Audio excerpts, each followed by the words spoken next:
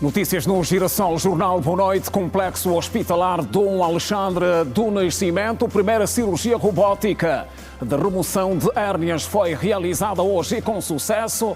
Direitos da criança aumentam os casos de exploração de trabalho infantil e Luanda lidera as estatísticas. Educação, Mochico Leste precisa de pelo menos 2.000 professores para fazer face às atuais necessidades do setor. Província de Benguela, empresários pedem energia elétrica e água para investir no interior.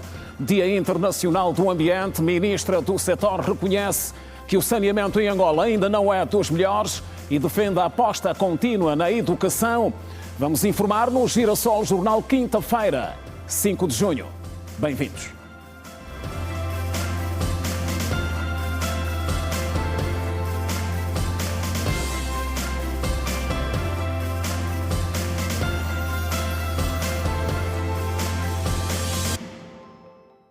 Outra vez, boa noite. O Complexo Hospitalar Cardeal Dom Alexandre do Nascimento realizou e com sucesso nesta quinta-feira a primeira cirurgia robótica para a remoção de hérnias. A ação contou com o envolvimento de uma equipa de cerca de 50 profissionais, entre nacionais e estrangeiros. Angola começa a dar passos largos no avanço da medicina. Nesta quinta-feira foi realizada a primeira cirurgia robótica para remoção de hérnia, fruto de uma campanha que teve início há 4 dias no Complexo Hospitalar Cardeal Dom Alexandre do Nascimento. Desde o início das cirurgias robóticas até a data atual, já foram beneficiados 16 doentes, sendo na primeira temporada 2 doentes, na segunda 6 doentes e na terceira, até o momento, 8 doentes para a cirurgia urológica e 1 doente hoje na cirurgia geral, onde se foi feita a retirada de uma hérnia inguinal. Todos com sucesso, sem intercorrências. Estão envolvidas equipas multidisciplinares, profissionais provenientes de outras unidades. Além do teor de assistência médica cirúrgica, também temos o teor formativo. E, no entanto, está tudo a correr muito bem. A ação, que teve êxito e que se enquadra no âmbito de um programa de formação em cirurgia robótica para médicos nacionais, envolveu uma equipa de cerca de 50 profissionais, entre angolanos, americanos, brasileiros, desde enfermeiros e médicos cirurgiões. Para empezar un programa tenemos que comenzar con cirugías que sean cortas, que tengan un volumen y una necesidad en el país donde vayamos a estar, para que se haga volumen y los cirujanos puedan aprender de una manera más rápida. Entonces, hernia es la cirugía más frecuente que se hace hoy en día en robótica en el mundo.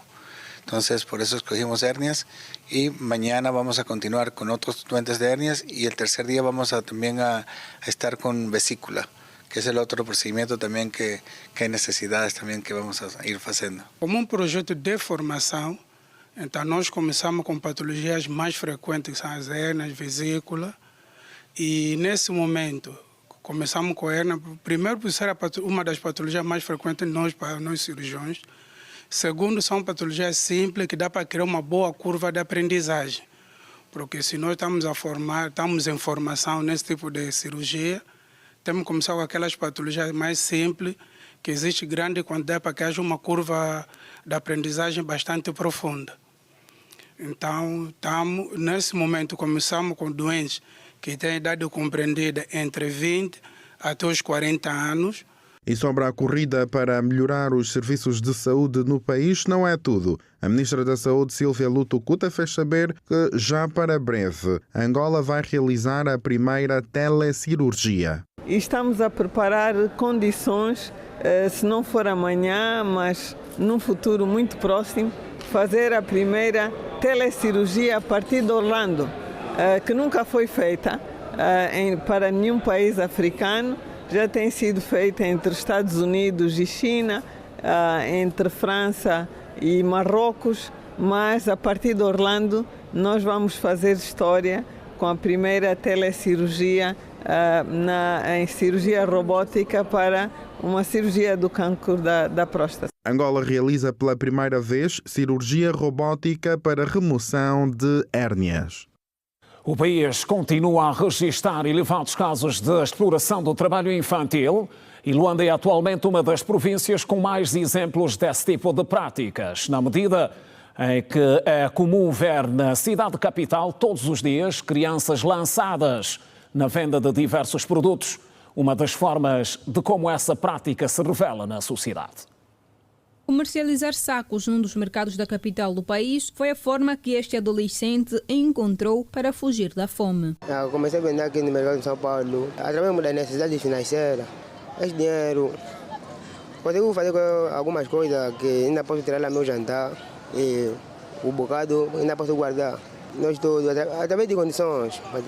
Sim, quando eu desisti, quando o meu pai fez acidente. Este outro encontrou na limpeza de sapatos a forma de ganhar dinheiro e sustentar os seus vícios. Há 3 anos se tornou engraxador e contou-nos que diariamente chega a fazer de 1.000 a 2.000 kwanzas. Tem dia que faço 2.000, tem dia que faço 1.500, depende. Ajuda minha mãe. Às vezes, como está faltando tomate, cebola, outras coisas, eu dou dinheiro. Não estudo porque não me quer. Eu estudava, mas parei. Eu comecei a trabalhar, vontade própria, para meter o meu dinheiro. Tem vezes que eu dependo mesmo de mim sozinho e tem vezes que eu dependo também dos meus pais. O trabalho infantil é, na verdade, todo o trabalho realizado por crianças menores de 16 anos que lhes roubam a infância e criam um rompimento no seu desenvolvimento psicológico, intelectual e social. Os nossos entrevistados disseram que é importante que o Executivo crie políticas para que essas crianças saiam das ruas. Hoje, de facto, olharmos nas ruas, mas também nas pedonais, né? Temos crianças em todos os cantos, trazerem algumas preocupações de factos que também, muitas das vezes, não são simplesmente questões social, mas também são algumas vezes as explorações que vêm de parte das suas próprias famílias. Como cidadão residente cá em Luanda, eu acredito que o governo poderia criar políticas sociais. Né? Temos poucos lugares de acolhimento, deveria ter mais lugares de acolhimento para facilitar essas crianças saírem da rua. Muitos são os motivos que levam estas crianças às ruas de Luanda e muitas famílias são responsáveis por colocar os seus filhos a trabalhar para que de alguma forma tragam algum sustento para casa. Não é uma boa opção mandar criança para a rua, de fato não é uma boa opção, porque ainda assim constitui-se como um crime. Menor de idade não pode fazer trabalhos forçados, nem pode fazer exercício de trabalhos quando não tem aproximadamente 18 anos. A lei geral diz que o trabalho começa com 18 anos. Na minha opinião, os pais poderiam fazer isso, porque não é simplesmente uma questão de mal governação ou uma questão de estado social que o país se encontra, mas é uma prática de má fé. Os pais devem parar por essa prática. As famílias devem prestar mais atenção nas crianças, conversar com as crianças para não terem aquele vício de dinheiro, gostarem mais. A importância da criança. Eles têm que meter algo na mente que as crianças são um bem mais precioso, são o futuro da manhã. As denúncias sobre abuso infantil ocorrem em todas as províncias do país, mas a maior proveniência tem no topo da lista as províncias do Bié, seguida da província da Lunda Sul, Zaire e Luanda. A província do Mochico-Leste precisa de pelo menos 2.000 professores para atender às atuais necessidades do setor da educação. A província que nasceu recentemente fruto da divisão do Mochico, no quadro da nova divisão político-administrativa do país, registra um número elevado de crianças fora do sistema normal de ensino, admitiu hoje o diretor do Gabinete Provincial da Educação, ouvido pela Girassol. Criada a 5 de setembro de 2024, a província do Mochico-Leste é uma das novas de Angola. Kazombo é a capital da província, que conta com 9 municípios, nomeadamente Kazombo, que é a sede provincial, Cameia, Luacano, Luau, Nana Candundo, Lovoa do Zambeze, Caianda, Lago de Lolo e Macondo. No Mochico-Leste falta quase tudo.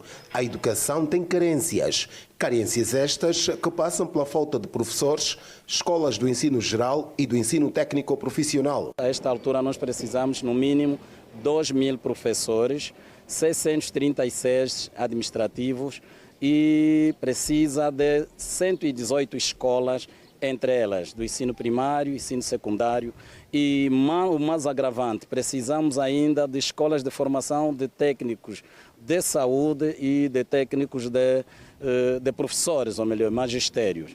O ensino superior é uma das grandes preocupações da juventude desta província, porque, para o vosso conhecimento, aqui a nível da província do Mochico-Leste não existe nenhuma escola superior, nem um instituto politécnico, seja ele do estatal ou privado, mas os jovens tendem sempre a procurar esses serviços nos outros pontos, como Lunda Sul, Lunda Norte, Uambo, Mochico, Bié, algumas vezes Luanda, para poder então dar sequência da sua formação. Mochico-Leste tem 4 liceus, 3 institutos politécnicos, sendo que o do Luacano encontra-se paralisado pela falta de professores. Francisco Eduardo Njombe, diretor provincial da Educação, admite que a situação é preocupante, mas augura por dias melhores, já que se trata de uma província nova. Controlamos 82 escolas, dentre elas escolas do ensino primário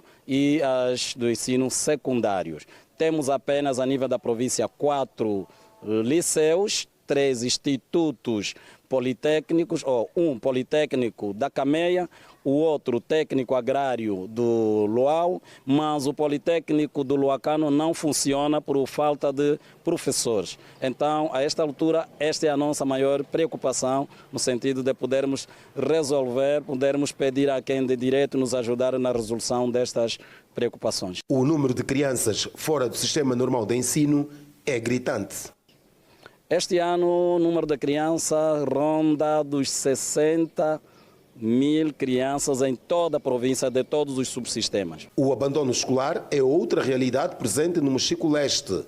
Entre as causas, destaca-se o facto de as crianças serem levadas aos campos agrícolas e à pesca pelos próprios pais que invertem aquilo que devia ser prioridade para os mais pequenos. Esta é uma das nossas maiores preocupações. Temos trabalhado com os senhores administradores municipais, com os senhores, com as autoridades tradicionais, principalmente e entidades religiosas, no sentido de mobilizar os pais para mostrar o valor da formação das crianças, porque este país, esta província e este país depende destas crianças que hoje são crianças, amanhã serão então os futuros dirigentes do nosso país. A província do Mochico-Leste precisa de mais de 100 escolas e 2.000 professores para responder à procura de crianças que estão fora do sistema normal de ensino.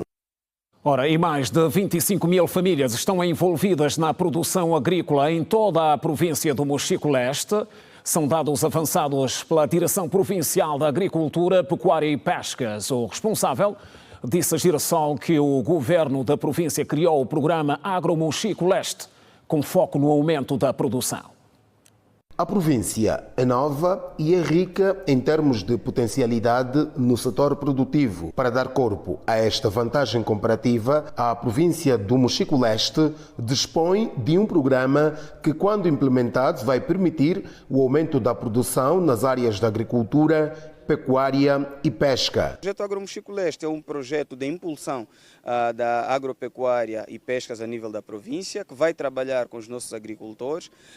Primeiramente, vai fazer um cadastramento ou recadastramento daqueles que são os produtores, começar a fazer uma assistência técnica mais direta, fornecimento de insumos e inputs agrícolas e depois começar a formalizar as suas atividades no sentido de também fazermos captação de financiamento. No quesito assistência técnica, o que vamos fazer é, a nível dos 9 municípios, aproximar os serviços da agricultura com técnicos, extensionistas para cada vez mais melhorarem as técnicas de produção. O governo provincial quer envolver a juventude no setor produtivo, como explica o diretor provincial da Agricultura, Pecuária e Pescas, Laurindo Ladeira, que falava aos jornalistas na véspera da visita de trabalho do Presidente da República, João Lourenço, à província do Mochico-Leste. São os jovens e são as mulheres que queremos que cada vez mais entrem a nível da produção.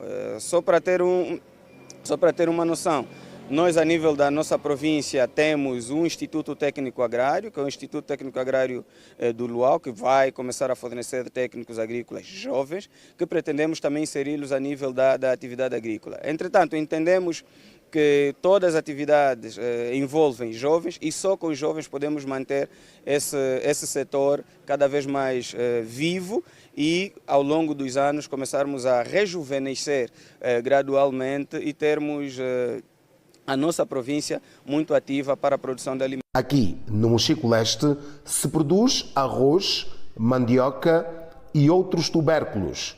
Ainda no setor produtivo, realce para a pesca e a pecuária. Somos uma província piscícola, ou seja, um dos principais produtos que sai da nossa província é o peixe. Os nossos rios são inundados e ricos em peixe. As nossas florestas podem também fornecer aquele que consideramos um dos melhores, se não o melhor mel produzido a nível da nossa província. E as chanas, as famosas chanas do leste, permitem produzir então o grão famoso que é o arroz. A nível também da produção agrícola, a atividade regular dos nossos agricultores é a produção todos os anos de mandioca e milho, e também vai se desenvolvendo pouco a pouco a produção pecuária, ainda que em pequena escala, destacando-se os bovinos, os suínos, os caprinos e também a criação de aves. O governo da província do Mochico Leste quer estreitar os laços de cooperação com os mais diversos departamentos ministeriais no sentido de promover o desenvolvimento socioeconômico da província. Também quer olhar para as melhores formas de criar as fontes para a distribuição da produção feita internamente. E do Mochico Leste para Benguela, província que está apostada no fomento da produção de trigo e de outras culturas de consumo nacional. No município do Balombo, um dos principais celeiros da região, os passos dados até o momento, neste sentido, são considerados animadores. O setor agrícola é um dos fortes que caracteriza a vida do município do Balombo, onde destacam-se várias culturas. Nos últimos tempos, o município tem estado a apostar na produção agrícola do trigo, de acordo com o administrador municipal José Cambiete. Estamos a falar também da produção de trigo. O Balombo está no seu terceiro ano desde que começou a lançar a produção do trigo. O administrador que vos fala consegue ir muito bem andar com o trator. Existem alguns vídeos onde nós conseguimos fazer esta produção e numa primeira fase, no primeiro ano que nós lançamos, procuramos ainda fazer a semente e hoje já temos a semente que dá para poder colher grandes toneladas deste produto. A produção agrícola em abundância e a falta de escoamento é uma das preocupações apresentadas pelo administrador, que fala da necessidade de implantação de indústrias transformadoras. Tem sido o nosso clamor junto dos empresários para que consigam instalar aqui as indústrias transformadoras para que, de facto, essa produção que uma vez ou outra tem estado a apodrecer ou a se estragar nos campos, consiga assim ser aproveitada no máximo e assim combatermos a fome e a pobreza no bom sentido.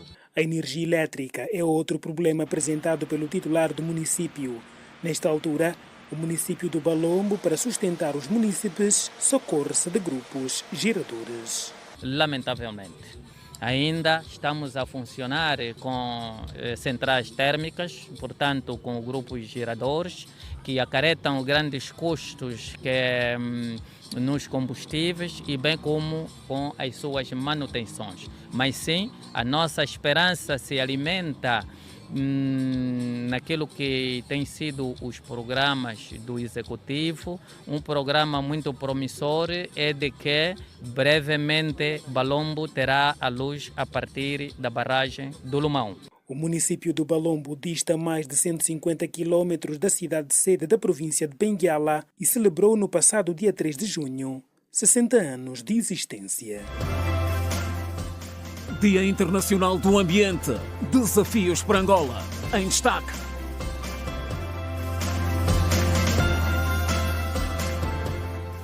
E a mais de frente, o governo angolano está a preparar um novo plano de atribuição de concessões de blocos petrolíferos para atingir a meta de acelerar o próximo ciclo de descobertas. O que se pretende é consolidar Angola. O Conselho de Administração da Agência Nacional de Petróleo e Gás e Biocombustíveis, Paulino Jerônimo, durante o Fórum de Exploração Onshore 2025 que acontece em Luanda. Está assegurada a estabilidade legal, contratual e fiscal, o que significa a existência de condições necessárias para atrair e reter parceiros de excelência. Na nossa atuação como concessionária nacional, promovemos novas oportunidades de exploração, com agilidade na aprovação de projetos petrolíferos, flexibilidade na definição de termos contratuais e fiscais e pragmatismo a encontrar soluções para os investidores. Implementar reformas no setor é importante para tornar o mercado mais competitivo. Este é o compromisso do governo, segundo avançou o ministro dos Recursos Minerais, Petróleo e Gás, Diamantino Azevedo. Angola está plenamente consciente de que o futuro do setor petrolífero depende da nossa capacidade coletiva de atrair investimento, fomentar a inovação e assegurar um quadro regulatório de estabilidade. É este o espírito das reformas estruturantes implementadas para oferecermos um mercado mais competitivo, transparente e atrativo para os investidores nacionais e internacionais.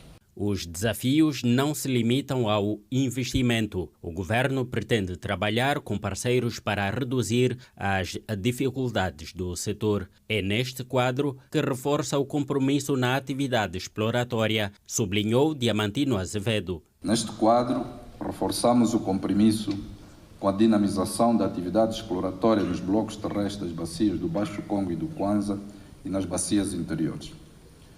Esta última representa uma nova fronteira de oportunidades. Acreditamos firmemente que as pequenas e médias empresas têm aqui uma oportunidade concreta de criar valor, posicionando-se como protagonistas do crescimento e da inovação neste novo ciclo de exploração em Angola. O investimento nesta atividade é significativo. Custa, em média, entre 5 a 10 milhões de dólares para um poço de exploração, sendo que em águas profundas vai aos 100 milhões de dólares. Para a Eto Energias, mais do que os desafios, são as oportunidades. Neste momento, a Eto Energias está focada na aquisição sísmica, que vai permitir reduzir o risco e depois, então, fazer atividade de perfuração com o primeiro poço de exploração em 2026. Atividades como estas, promovidas pela Agência Nacional de Petróleo e Gás, são muito válidas, ajudam a juntar os vários players do setor, as várias entidades que estão focadas na exploração em terra e juntos encontrar sinergias para poder rapidamente reduzir esse risco e partir para a exploração de facto via poços de exploração. O fórum reuniu especialistas do setor petrolífero, representantes de empresas do setor e entidades do governo para analisar o estado atual da exploração petrolífera em terra, identificar oportunidades, partilhar experiências e debater desafios técnicos, logísticos e ambientais. A falta de energia elétrica, água própria para o consumo, vias de acesso é uma das principais dificuldades identificadas por empresários que procuram investir no setor do turismo no interior da província de Benguela. Os administradores dos municípios do Cubal, Queimbambo e Kateng esperam que o problema da energia elétrica, sobretudo, venha a ser resolvido com a distribuição da energia produzida pela barragem do Lumão. Os grupos geradores para o abastecimento de energia têm sido uma das saídas para os municípios do interior, o que não é suficiente para atender à demanda populacional e não só. No município do Cubal, por exemplo, o seu administrador continua expectante com a expansão da energia em produção na barragem do Lumão. Somos ainda fornecidos por grupos geradores, mas temos consciência de que, na verdade, no envidado de esforço, junta-se Estamos a juntar sinergia aqui, o apoio do governo da província, as sugestões do senhor governador, no sentido de encetar contato com o Ministério da Energia e Água, para que, na verdade, o corredor sul da província de Benguela, aqui em particular na qualidade de administrador municipal do Cuba, sendo certo de que a barragem do Luma 1 está sediada no município do Cubal, possamos ter mesmo este precioso bem que, na verdade, muito faz falta. Por seu turno, a administradora municipal do Caimbambo olha para a estabilização da energia elétrica como um impulsionador do turismo fértil nestas paragens. Nós temos muitos bons empresários que querem apostar no setor privado,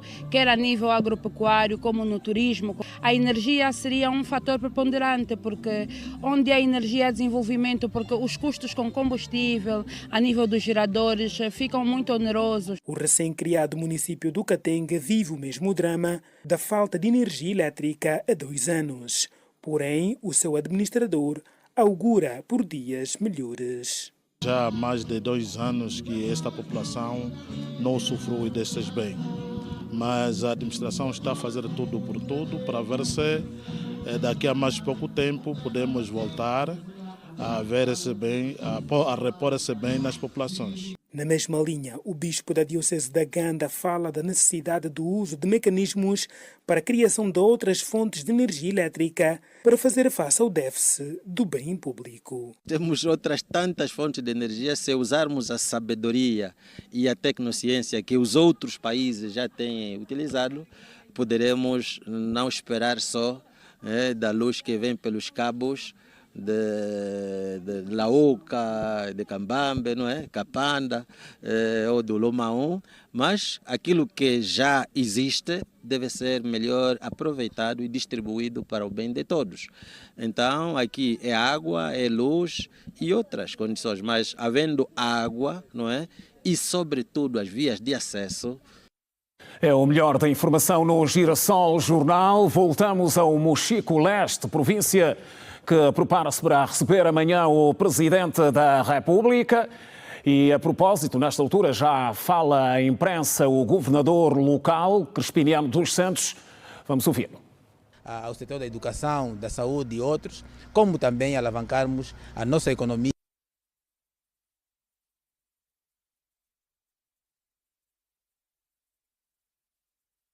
Dificuldades técnicas nesta transição de sinal que fazemos de Luanda para o Mochico Leste, onde já dissemos é aguardado amanhã o Presidente da República e está destacada a nossa equipa de reportagem, como não deixaria de ser, para trazer-nos o essencial sobre toda esta jornada. Voltamos ao Mochico Leste, falava o Governador Crispiniano dos Santos. Voltamos a ouvir. Que estão a ser intervencionados por uma empresa. O que queremos é fazer com que haja maior dinamismo no sentido de atacarmos fundamentalmente as zonas mais críticas e fazer com que em épocas chuvosas haja circulação de pessoas e bens. Sabem que o desenvolvimento surge por via de estradas. Se não tivermos estradas, naturalmente as coisas não vão acontecer no Cazombo. É por via das vias de acesso que vamos trazer o material de construção, vamos trazer os bens de primeira necessidade, é por via das vias de acesso que vamos desenvolver as regiões. Portanto, é um dos objetivos também da divisão político-administrativa, o garantir o desenvolvimento harmonioso do território nacional. Portanto, é um conjunto de ações e tarefas que serão desenvolvidas no sentido de desenvolvermos de facto o território nacional. Estamos todos imbuídos com sentido de responsabilidade para que aquilo que está definido para a província do Mochico Leste seja uma realidade. Sr. Governador, agora em direto para a Rede Girassol Jornal, lhe pergunto, como já aqui fez menção, o grande destaque amanhã vai ser para o lançamento da cidade do Cazombo, a nova cidade do Cazombo, que é a sede desta província. Está aqui há sensivelmente 5 meses, já conseguiu olhar para aquelas que serão as prioridades do seu governo? Nós definimos uma regra, que é diagnosticar para governar. Não se governa aquilo que não se conhece. Já andamos um pouco por toda a província, já reunimos com os principais atores sociais e ouvimos aquilo que são as principais preocupações, constatamos no terreno aquilo que são as principais necessidades, definimos algumas prioridades, nomeadamente o setor da educação, da saúde, da energia e águas, como podem acompanhar. A vila do Kazombo está a ganhar uma nova rede elétrica, estamos a estender por toda a vila. E também estamos a garantir a iluminação pública e não estamos a deixar de parte a questão da água. Ainda representa uma preocupação para nós, assim como a questão da saúde. O nosso hospital apresenta características muito avançadas de degradação e é nossa responsabilidade criar condições sanitárias aceitáveis para que a população possa então salvaguardar o bem maior vida. Uma última nota, Sr. Governador, falou de investimentos. Que estratégias é que está a desenhar no sentido de atrair investidores para esta província que, como disse, tem necessidade de tudo? Nós estamos a engendrar muito esforço, quer com o empresariado local, privado e estrangeiro, no sentido de visitar a nossa província e tomar contato diretamente com aquilo que são as suas potencialidades.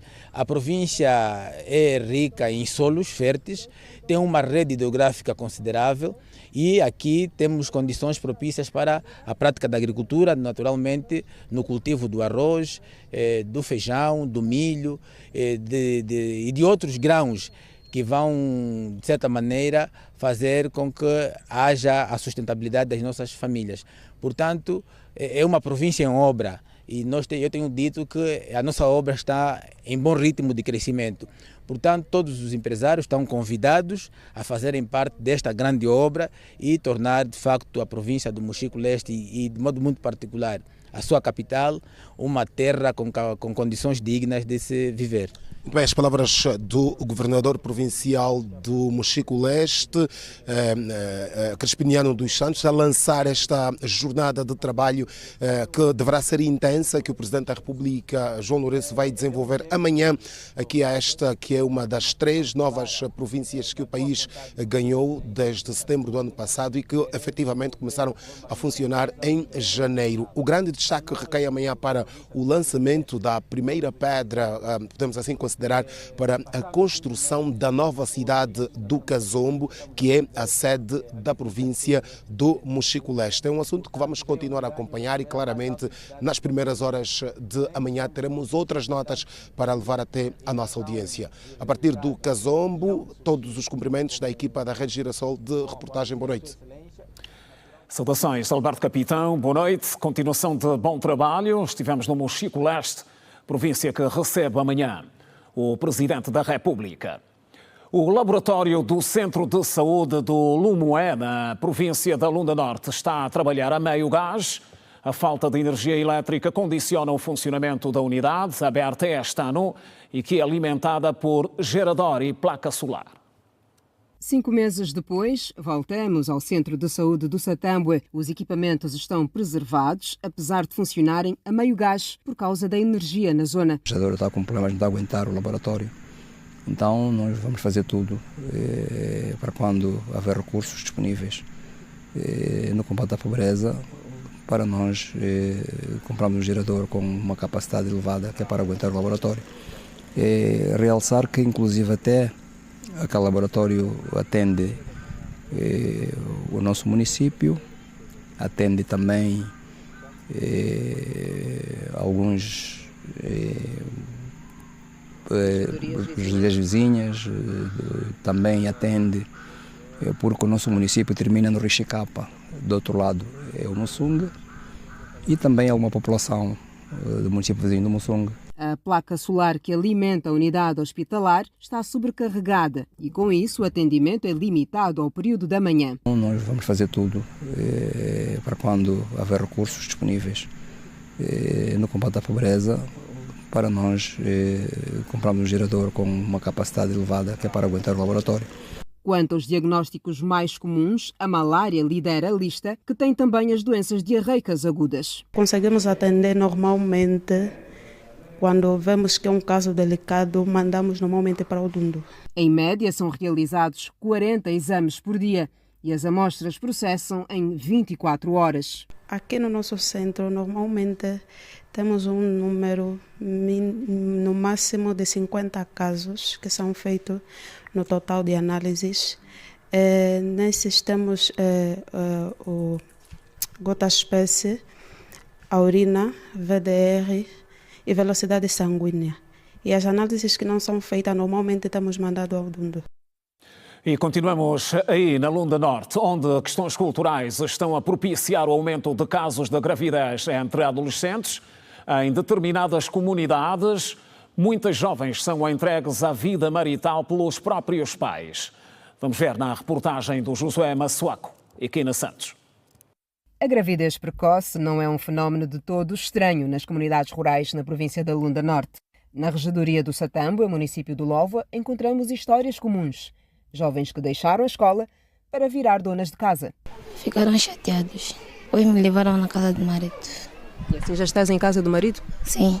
Quem também já foi viver com o marido é a Beatriz, de 17 anos de idade, e que insiste em dizer que já tem 18, para não parecer tão nova diante do marido. Perdeu o ano letivo porque o companheiro foi transferido para outra zona e porque desenvolveu gravidez de risco. Ela, esse ano, não conseguiu estudar, porque eu fui transferido daqui até no Coango, no município do Coango, sobre o trabalho, é onde que nós fomos. Então, quando ele começou, como hoje já tem, já está próximo mesmo, é por isso que eu falo, não, tem que voltar ainda aqui, como a mamãe está aqui, todas as famílias estão aqui, para começar a controlar. Ele, aos 28 anos, e ela, aos 17, serão ambos pais pela primeira vez e parecem estar bastante orgulhosos deste feito. Me falaram que o bebê está boa, vai nascer bem, tem boa saúde. Só está a faltar roupa, mas já comprei o coso. Banheira, berço, já comprei. Só falta a roupa.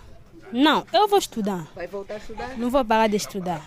O dia que nós saímos daqui para lá, o problema era de transferência. O diretor fala, não, hoje, amanhã. Eu falo, não tem problema. Esse ano mesmo podemos deixar, mas próximo ano ela vai continuar sempre.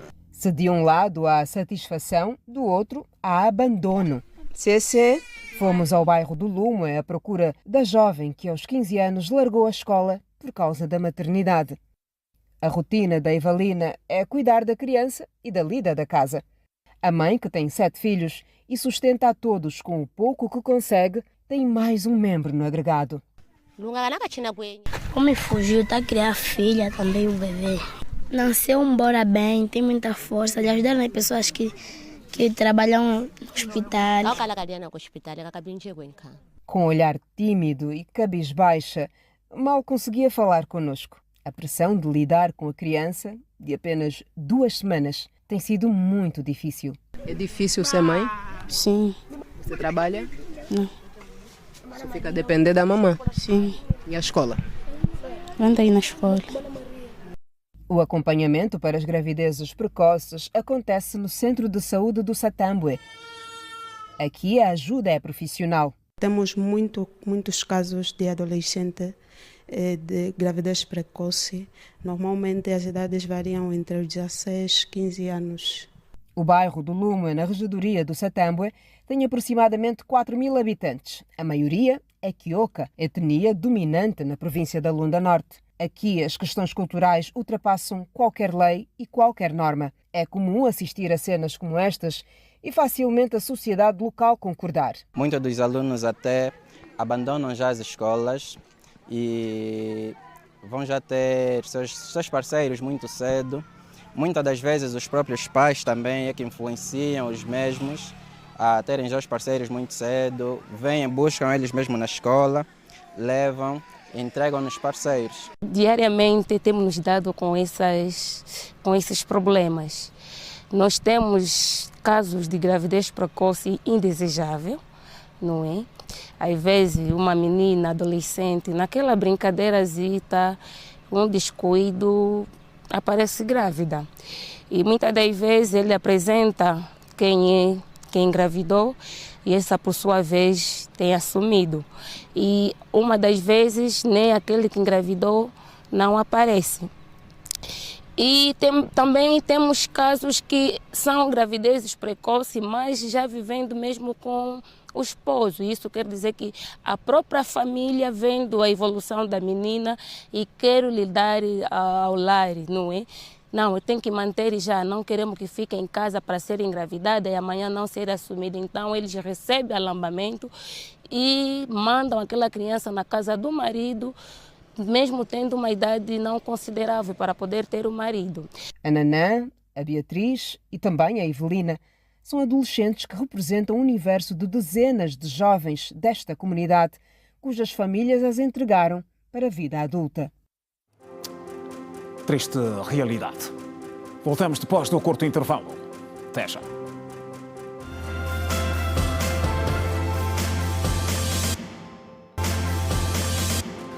Está de volta a informação no Girassol Jornal. A ministra do Ambiente reconheceu nesta quinta-feira que o saneamento em Angola ainda não é dos melhores.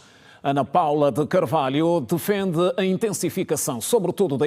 É uma mostra dos desafios que o país enfrenta relativamente ao saneamento, tanto na zona urbana quanto rural, mostrando a escassez de serviços de educação sanitária. O secretário de Estado das Águas, António Belsa da Costa, frisou que os problemas inerentes ao saneamento resultam de fatores estruturais, como o crescimento acelerado de bairros informais sem planeamento urbano. O que dificulta a implementação de infraestruturas adequadas de água e saneamento. Neste contexto, temos um desafio claro: melhorar o acesso das populações aos serviços essenciais de saneamento básico. Esta é uma condição indispensável para o desenvolvimento sustentável do país, pois está diretamente ligada à saúde pública, ao bem-estar das comunidades e à prosperidade nacional. Importa sublinhar que o setor do saneamento exige hoje uma abordagem integrada, desde soluções simples e adaptadas às zonas de difícil acesso, até sistemas tecnologicamente avançados para áreas de densa população. António Belsa da Costa defende para o setor do saneamento uma abordagem integrada de soluções simples e adaptadas às zonas de difícil acesso e sistemas tecnológicos avançados para as áreas de densa população. O secretário de Estado das Águas aponta os projetos desenvolvidos pelo seu ministério. A elaboração da Estratégia Nacional de Saneamento, que tem tido a participação de todos os setores neles envolvidos. O projeto das cidades costeiras, que visa proteger ecossistemas sensíveis com sistemas de drenagem e tratamento de águas residuais. O projeto piloto de saneamento inclusivo no IGE e Malange. O reforço da capacitação tecnológica, com destaque para os centros de formação em reestruturação, onde se prevê a formação de quadros ligados ao abastecimento de água e ao saneamento. Felizmente, já estamos a dar passos consistentes. Do Ministério do Ambiente, as políticas para a melhoria do saneamento passam pela massificação da literacia ambiental. Ana Paula de Carvalho Pereira sublinha estar em curso o programa Saneamento Total, liderado pelas comunidades e pelas escolas. Isso passa por um trabalho com as comunidades. Não estamos muito bem, mas estamos a trabalhar para reverter este quadro. Daí também os problemas que temos neste momento é cólera, mas poderia ser uma outra pandemia. Mas estamos a trabalhar neste sentido, principalmente com foco para dar resposta à questão do saneamento, neste programa de saneamento total liderado pelas comunidades, que é um trabalho também conjunto com o Ministério, principalmente da Energia e Águas, porque temos a questão do abastecimento da água. As discussões voltadas à promoção do saneamento como fator de desenvolvimento local, assim como os desafios e esforços nacionais para sua melhoria, marcaram a segunda Conferência Nacional sobre Saneamento, que visou saudar o Dia Internacional do Ambiente. O Presidente da República, João Lourenço, enviou uma mensagem de felicitações a Lee Jae-myung, vencedor das eleições presidenciais realizadas na Coreia. Na mensagem, o chefe de Estado angolano escreve, e citamos: "Tenho a honra de, em nome do Executivo angolano e no meu nome próprio, felicitar Vossa Excelência pela eleição ao cargo de Presidente da República da Coreia, em resultado das eleições presidenciais realizadas a 3 de junho de 2025, na convicção de que durante a presidência de Vossa Excelência A República de Angola e a República da Coreia darão passos seguros no sentido do estreitamento da cooperação bilateral e da realização de iniciativas no âmbito comercial, empresarial e outros, que possam contribuir para o reforço do crescimento económico, do desenvolvimento e da prosperidade dos nossos países e povos. Peço que aceite, Excelência, os meus melhores votos de bem-estar pessoal e de sucessos na vossa honrosa missão de conduzir os destinos do povo coreano, lê-se na mensagem endereçada pelo presidente João Lourenço. E fora de portas, cidadãos de 7 países africanos estão proibidos de entrar nos Estados Unidos da América, fruto de uma medida tomada por Donald Trump. A nova ação do governo americano, enquadrada na política de combate à imigração, preocupa a União Africana, que apela a um diálogo construtivo.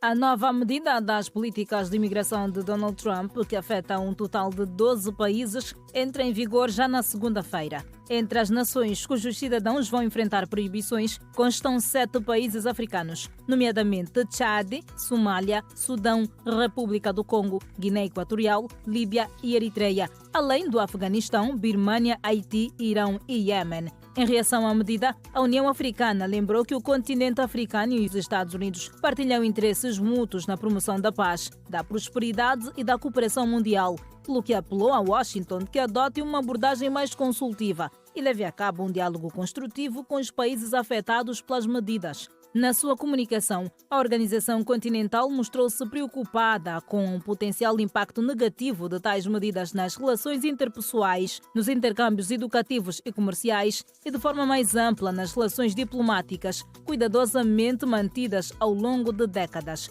O Chad reagiu à medida, suspendendo a emissão de vistos para cidadãos norte-americanos, segundo o presidente do país, Idriss Déby, que alegou que deu ordens para a aplicação da política de reciprocidade. Além dos 12 países inicialmente proibidos, outros 7 deverão enfrentar restrições nos próximos tempos.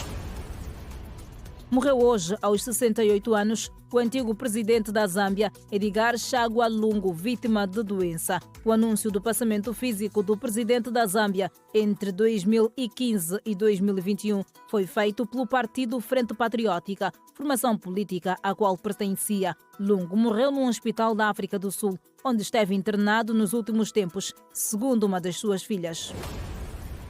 O 25º governo de Portugal, liderado por Luís Montenegro, tomou posse hoje, depois da vitória, a 18 de maio, da coligação PSD-CDS. O novo governo tem 16 ministros, sendo 13 do anterior, que também hoje tomaram posse, numa cerimónia orientada pelo presidente português Marcelo Rebelo de Sousa, no Palácio Nacional da Ajuda em Lisboa, capital de Portugal. Para o governo, que tem menos um ministério do que no anterior, os secretários de Estado devem ser impulsados nesta sexta-feira. Turismo, capacitação e perspectivas. Em destaque.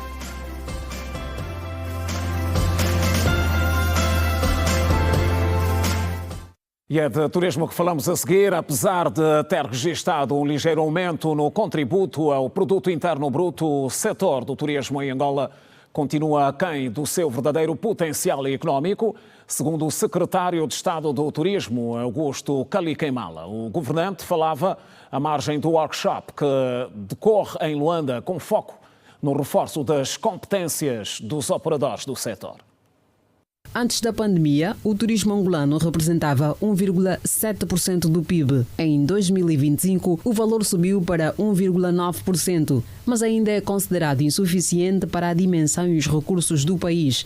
A ausência de uma base estatística robusta impede que se mensure de forma fiel o verdadeiro impacto. O nível de dados estatísticos do turismo angolano, que é uma deficiência que nós reconhecemos e que é uma das ações prioritárias da nossa ação nos próximos dias, é criar uma base de dados estatística que represente de forma mais fiel o contributo e os números que o turismo oferece à nossa economia, e acreditamos que até o final do ano teremos uma imagem mais clara sobre esse contributo e certamente uma contribuição mais efetiva para o PIB angolano proveniente das atividades turísticas.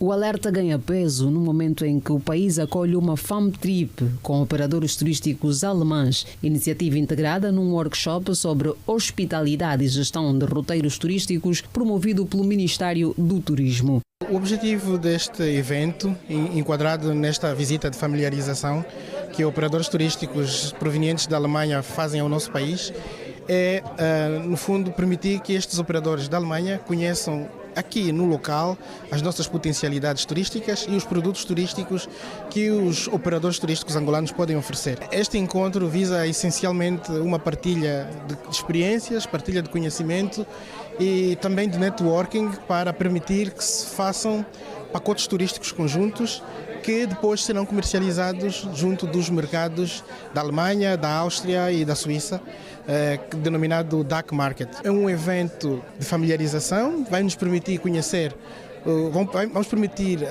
vender na Alemanha e na Áustria e na Suíça os produtos turísticos angolanos e certamente também vai permitir que os operadores turísticos angolanos partilhem experiência com os operadores alemães e desta forma termos produtos turísticos angolanos a serem comercializados na Alemanha. No entanto, operadores nacionais apontam obstáculos para o crescimento do setor, como a falta de infraestruturas e a carência de formação técnica especializada, sobretudo para os guias turísticos. Alguma coisa que temos que melhorar a nível de infraestruturas, guias de turismo, a formação dos quadros ligados à hotelaria e turismo, portanto, e também a saúde, porque também de alguma forma está ligada ao turismo.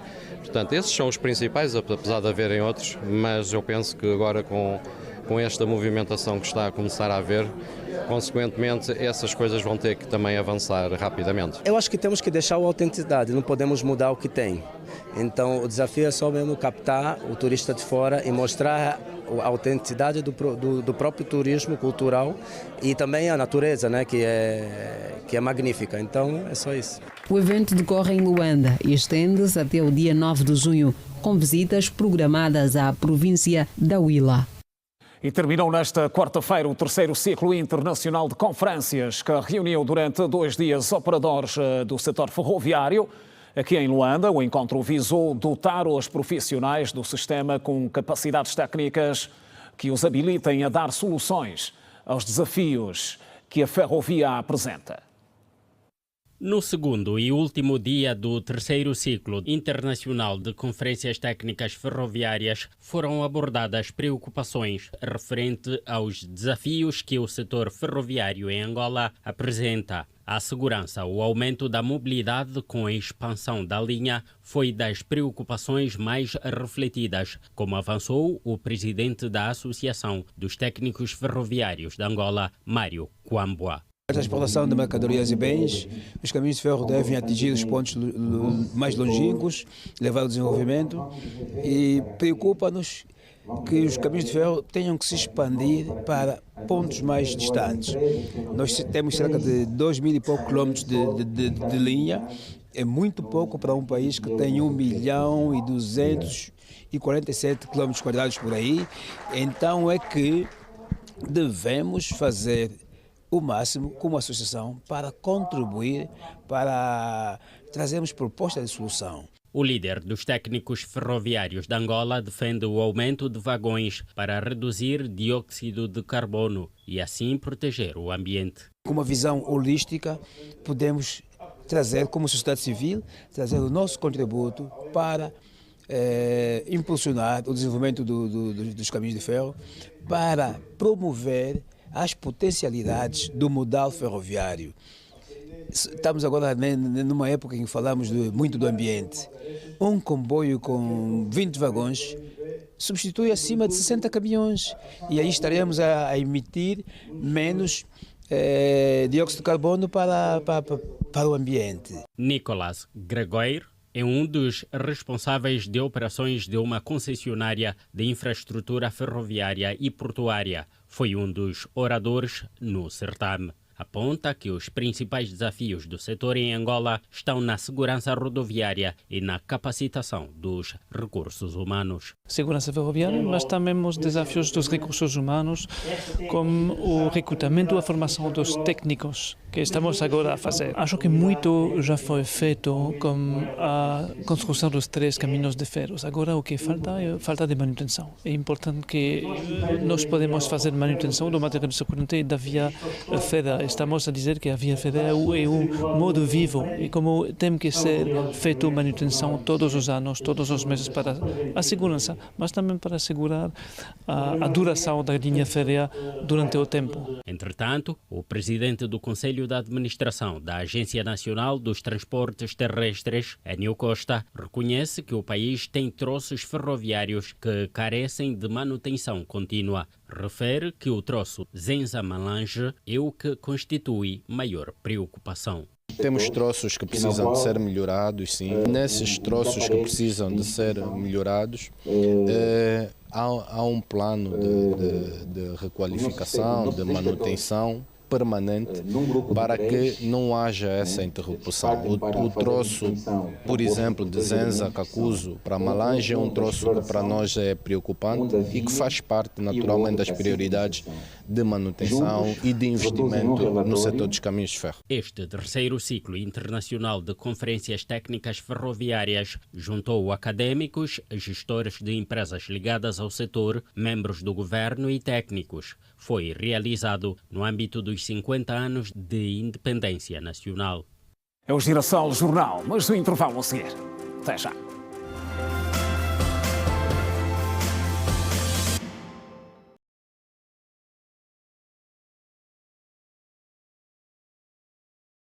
O geral do MPLA rendeu, nesta quarta-feira em Luanda, homenagem à militante Belém Aurora Gonzalez Coelho, cujos restos mortais foram cremados nesta quinta-feira.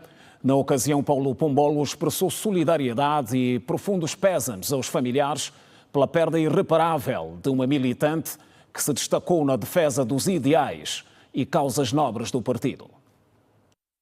A cerimónia fúnebre realizada na sala de velórios do cemitério da Santana contou com a presença de membros do secretariado do Birro Político do MPLA, que assistiram à missa de corpo presente. A malograda Belém Aurora Gonzalez Coelho foi destacada como uma patriota e cidadã comprometida com a luta de libertação nacional e a proclamação da independência de Angola. A hora da despedida é sempre um momento de profunda emoção. Ainda mais quando se trata de alguém cuja vida se confundiu com a própria história da nossa luta. Foi com dor e consternação que o MPLA tomou conhecimento do falecimento da camarada Belém Aurora Gonzalez Coelho, esposa do também saudoso camarada de luta e amigo Paulo Teixeira Jorge. Destacado dirigente do glorioso MPLA, serviu o partido e o Estado angolano com uma abnegação, ocupando cargos de elevada responsabilidade, dos quais se destaca o de Ministro das Relações Exteriores da República de Angola, num dos períodos mais sensíveis da nossa história contemporânea. Por isso, destacamos o papel desta cidadã nascida cubana, mas adotada por Angola. O secretário-geral do MPLA, Paulo Pombolo, na ocasião, saudou os familiares e expressou solidariedade pela perda de uma militante guerreira que se destacou na defesa e dedicação aos ideais e causas nobres do partido. Uma mulher que escolheu Angola como sua segunda pátria, contribuiu na sua libertação, porque esteve com o camarada Paulo Jorge durante o processo de luta de libertação nacional. Casaram-se em 1974, antes da proclamação da nossa independência, e permaneceu aqui no país, contribuindo no seu desenvolvimento e também na conquista da pacificação do nosso país. É uma mulher guerreira, que esteve nos momentos mais difíceis do nosso processo histórico, sempre esteve presente. E ao lhe perdermos, a direção do partido entendeu estar aqui presente para essa merecida homenagem. Os restos mortais da esposa do saudoso nacionalista e destacado dirigente do MPLA, Paulo Teixeira Jorge, foram cremados nesta quinta-feira. A pessoa da camarada Belém lembra-nos a personalidade que consigo combateu, ao lado de quem combateu, que é o camarada Paulo Jorge, ex-ministro das Relações Exteriores da República de Angola. Diz-se que ao lado de um grande homem, sempre uma grande mulher. E foi esta grande mulher, portanto, que contribuiu bastante para as batalhas que esse país venceu. Informamos por hoje no Girassol Jornal. Voltamos amanhã à mesma hora, 19h45. Não perca às 21 horas, pontualmente, especial entrevista aqui. Boa noite. Passe bem.